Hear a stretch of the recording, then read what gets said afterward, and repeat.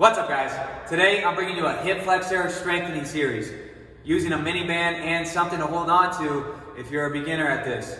That's what the PVC pipe is for. You use your hip flexors when you come off the blocks, when you go for a pass and you run a route or you do anything fast. You're going to use your hip flexors. They're what help you to bring your knee up here. So anytime you're sprinting, you're walking, you're sitting, all that stuff, you're going to use your hip flexors. Now this is going to help you to strengthen it. But the key here in this movement, when I'm down, so all this is from the standing up. But when I raise my knee up, the key here is to not lose tension in this hip extension. So not only is it hip flexion that we're going to be working with your hip flexors, we're also going to be working your glutes and the extensors. So what I don't want to see, I'll explain it before we get into this, is your hip collapse and not getting triple extension. So a lot of times as I bring my knee up, you'll slowly start to see me collapse here and not get tall through. My heel is almost coming up. It is coming up and off the ground. Triple extension, ankle, knee, hip.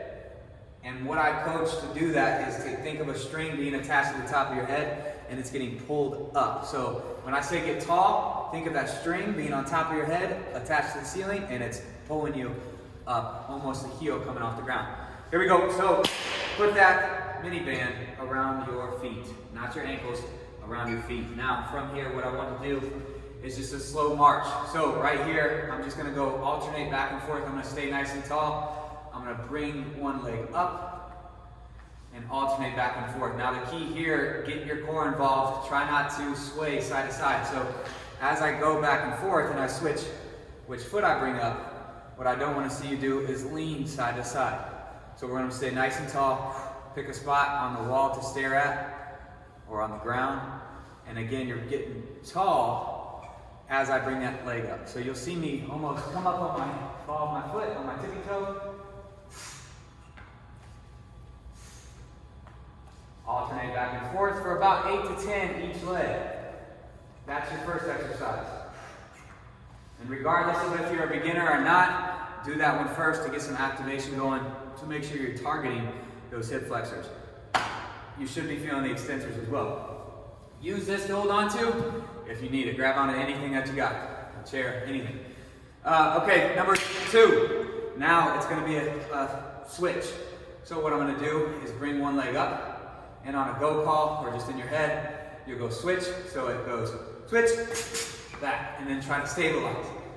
Switch, fast arm, switch, switch, switch, stay tall, switch, time, good, other side.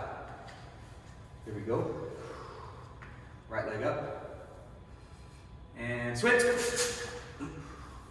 switch, switch, switch, get tall, switch, switch, time, good job. Last one, what I want, now that one, you might have to hold on to, especially when you go to stabilize, you might be falling over.